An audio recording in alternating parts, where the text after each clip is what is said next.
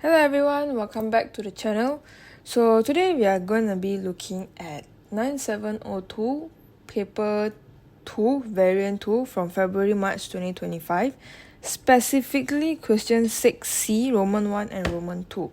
Okay, so the reason being I did not discuss 6A Roman 1, 2, 3 and so forth because those questions are questions that you can just use the formula and sub it inside and you'll get your value.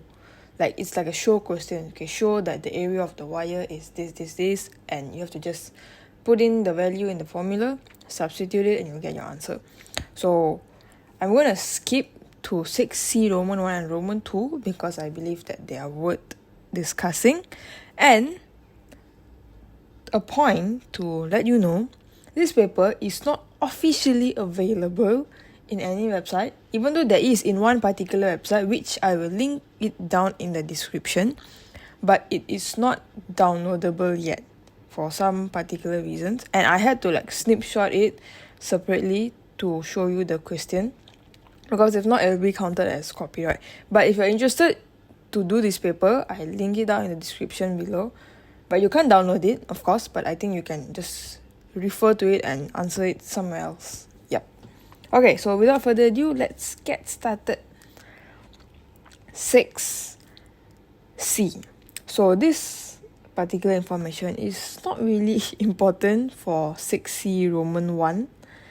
Unfortunately, it will be important for the previous questions for the A Roman 1. But we can just have a look at C straight away. So, a different copper wire Q has the same volume. Same volume as wire P. Now what is wire P? This is your wire P.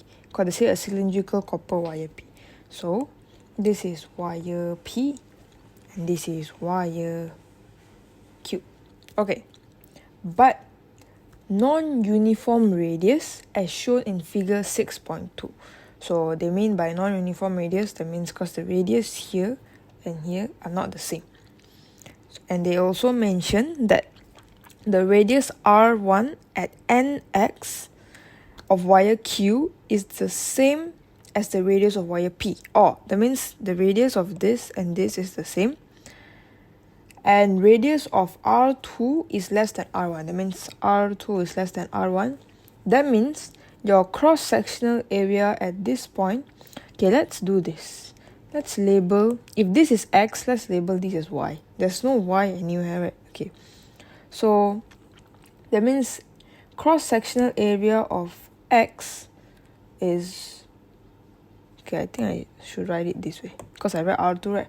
Cross-sectional area of Y is less than cross-sectional area of X, right? This has a larger area. By visual itself, you can see, and this is a smaller cross-sectional area. Okay, now let's see what the questions want us to do. State and explain how the resistance of wire Q compares with the resistance of wire P. Basically, they are asking which one has a greater resistance, or if the resistance are the same, or which one has the lower resistance. Okay, let's see. With the information given, let's see what we can do. Okay, they said both wire Q and P has the same volume. Okay, that means we know volume is equals to area multiplied by the length. If your volume is constant, your volume is the same, that means there is two possibility of how your area and length will change. The first possibility is your area increases, basically area of the wire Q increases, while the length of your wire Q decreases. The second scenario is your area decreases, basically the other way around, and your length increases. So which of this scenario is right for this wire Q? Okay, let's analyze the diagram here. We said just now that the area here is larger than the area here. That means this shows that your area is decreasing. Your cross-sectional area is decreasing along the wire. Am I right? So that means your area has to decrease. And in order to make sure your volume is the same and your volume is constant, the length of this wire has to increase. So this first scenario is incorrect. The correct one is the second one. So how would we put this in words? First point, you can say the cross-sectional area of wire Q decreases. It is decreasing because here is greater and here is getting smaller, so it's decreases. You must say along the length of wire, because if you just stop at decreases, you are trying to say, oh, compared to this, it is the area of wire Q decreases. But from the picture, you know this particular area here at X, both of it are the same. It's just that along the wire, it slowly decreases. So it is very significant for you to mention along the wire, along the length of the wire, or you can just say along the wire. They would understand, because along the wire means along the wire. Okay. Second point, we can talk about the length. So the length increases. The length of wire Q increases to ensure, or you can just say as the volume is constant, or you can just follow what they said, same. Because since the volume is the same, so if our area decreases as what we have said based on the diagram, in order to make sure the volume doesn't change, your length has to go up. So length of the wire Q increases. So we have stated 2 points. Oh, also just to mention, I know I did not write here. Forgot to say. This question is 4 marks. Okay? Right. Okay, now coming back. So what will our third point be? So this is where we start to relate our resistance with the length of the wire and the cross-sectional area of the wire. And we know that there's a formula for it, which is resistance equals to rho L over A. This is your resistivity, length of the wire and cross-sectional area of the wire, and R is your resistance of the wire. Okay, so we know that the resistivity is constant, right? Why? Because they just say it's a different, but it is still a copper wire. It's the same material. So that's why resistivity is constant. So the only thing that's changing here is your resistance, your length of the wire, and your area. So what is the relationship with length and area and resistance? So resistance is proportional to the length. So when resistance increases, your length increases. Resistance is inversely proportional to the cross-sectional area of the wire. So when resistance increases, it shows that your cross-sectional area decreases. So you can choose either one to write. You can write both if there is space, but you can choose either one to write. So let's write the easy one, the length. So resistance of the wire is proportional to the length of the wire. So, what does it mean? It means that your resistance in wire Q is greater than the resistance of wire P. Because this has a greater length. Am I right? You literally say here your length increases. So as your length increases, your resistance increases. So our last point would be resistance of wire Q is greater. I should write my G probably. Is greater compared to wire P. Make sure you say greater compared to what. You don't just stop and say greater. The word greater, smaller, lesser, whatever it is, you must say compared to what. Even they itself say compared to wire P. So it's good to mention compared to which wire. So these are your 4 answers. This answer here, the one I highlighted in yellow, you have a choice to either write with respect to length or with respect to cross-sectional area. Both will yield you the same answer because we said the area of wire Q decreases. So resistance is increasing. So same conclusion. Okay. Also, just to point out something, the answer scheme actually wrote the order of answer in this way, where they explain the area, length, like they explain first, then they state the resistance, whether it's greater or lesser or smaller. But if you ask me, the questions explicitly mention state first, then only explain. So, I believe the right way to write this is you state first, which is you state what the resistance is greater, then you explain. Right, because they say state first, right? But honestly speaking, I don't think it really matters. So if you were to write the fourth point first and explain, I think you'll still get your answer. You'll still get your, not your answer, you still get your marks. Ideally, you should lah. But Cambridge has a pattern of explaining first, then state the answer. But I don't think it really matters. It's just that something crossed my mind. Yep. So the most important thing is you got your points right. Okay. I believe they're just going to find the points for you. Get the points right and you'll get your 4 marks. Okay, now moving on to Roman 2. The question says, on figure 6.3, sketch a graph of the variation of the average drift speed of the charge carriers with distance from nx of wire q.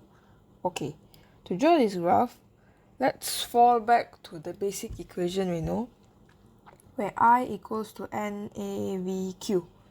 And making drift speed as the subject, you get I over NAQ.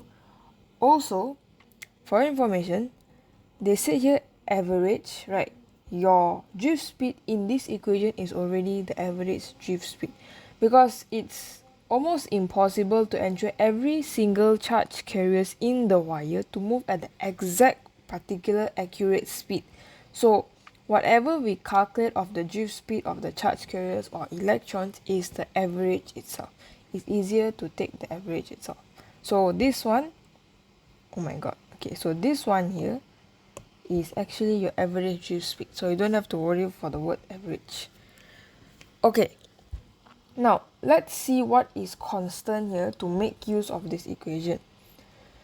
Current is constant, number of charge density is constant, elementary charge is constant, which leaves us with VA equals to constant. Therefore, V is inversely proportional to your area. Our wire looks like this. Right, so, and this is your X. So as distance from X increases, your area, your cross-sectional area is decreasing, which shows that your average drift speed increases. Okay, alright, so that one you know now, your average drift speed is supposed to increase. Now should you start your graph from a 0 here from the origin, or should you start from a non-zero? The answer to that is you are supposed to start from a non-zero. Why? This point here is when x equals to 0, right? This is the starting point, right? Because distance from x and you are at x itself, ideally your x is equal to 0, right? So your drift speed at this point when x equals to 0, when the distance from x is 0, your average drift speed is not 0. Because if you take a look at this equation, as long as you have a value for your current, as long as the material is a conducting material, which in this case is a copper wire, you have your N, you will have your elementary charge as well. And this point here, you have a cross-sectional area, you have your area as well. So all these values are non-zero, therefore your average drift speed is also non-zero, because there's no zero values in the equation. Therefore your average drift speed will also be non-zero. So you must start your graph from a non-zero value. Okay, so now that we know the graph has to start from a non-zero value, next thing is how are we going to draw our graph? So you should draw your graph like this. I'll explain to you why. Okay, well, this is because if you look at the gradient, right? So the gradient I'm labeling as M equals to dV dx. So the gradient represents the change in the average drift speed with respect from its distance from x. So think about it. As the distance from x increases, as you go further and further away from point x, your area decreases, your cross-sectional area decreases. It gets narrower, the wire becomes more narrow. So logically speaking, the change in your average drift speed is supposed to increase faster and faster. If you can't visualize this, let's think about a pipe and a water. So imagine this is a pipe. Imagine your wire is the pipe, okay, and there's water flowing, and basically your water is your electrons lah. Water is flowing. As the water reaches the narrower region, do you think the water will exit that part very slowly, or it will drift through the end? It's definitely going to drift through the end, right? The speed of water is going to increase very fast, right? Same thing in this case. Now the water is the electrons or your charge carriers. So as the charge carriers approaches the smaller part of cross-sectional area, it's going to increase faster and faster. So the change in the average drift speed with respect from its distance from x here is going to increase faster and faster. That is why you realize your gradient is going to increase at this graph. And it is not like this because your gradient is decreasing. Even though your average drift speed is increasing, but the change in your average drift speed is increasing very slowly, which doesn't really make sense. Imagine that you're going to a narrower part and the amount of water that's flowing through the narrow part is increasing, but it's very slowly. Doesn't make sense, right? So that is why this is the correct answer. As the average drift speed increases, the change of the average drift speed with respect to x increases very fast as well. So the answer should be the green color graph. Actually, there's another way to look at this, and that is through a graph. So let me draw the wire here. Okay, this point x, right? Okay. So I'm going to draw y-axis and x-axis on this 3D solid itself. And my y-axis I'm going to label as radius. And my x means distance from this point x. Okay, x here. Okay, so now I've realized as the distance from x increases, my radius is actually decreasing. So it shows an inversely proportional relationship, but it's actually a linear relationship lah. It's a decreasing linearly, because if I were to draw this just with the line, this is radius, this is distance from x, like this is how the line will look like. And when you revolve it with respect to x-axis, then you will get exactly like the wire, right? But you do realize that the radius of the graph as it revolves with respect to x-axis is following this line. So that's why I say the radius is inversely proportional to x. Linearly speaking, it's actually inversely proportional to x. So as r decreases, x increases.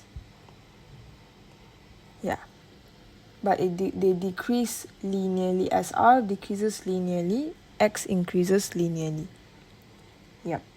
So to put it simply, r is inversely proportional to x. Okay, so we know that drift speed is inversely proportional to the area, right? And we know area is given by pi r squared. So we can also say the drift speed is inversely proportional to 1 over r squared. Am I right? The pi is constant, of course, r squared. Then, since as x increases, my r decreases, using this concept here, if my r decreases, my drift speed is supposed to increase. So that is another way to look at it. From this diagram, know that your drift speed is supposed to increase. So it's supposed to go up. And to check the gradient, I say it has to increase faster and faster as it approaches the narrower area. So this is another way to look at, but I think the first one is quite simpler, so you can stick to the first one. Okay, so that's about it for today's video. I hope it helps you and I hope I explained it quite clearly. If there is something you do not understand, please let me know and I will always try my best to explain it to you. Okay, thank you. Bye bye.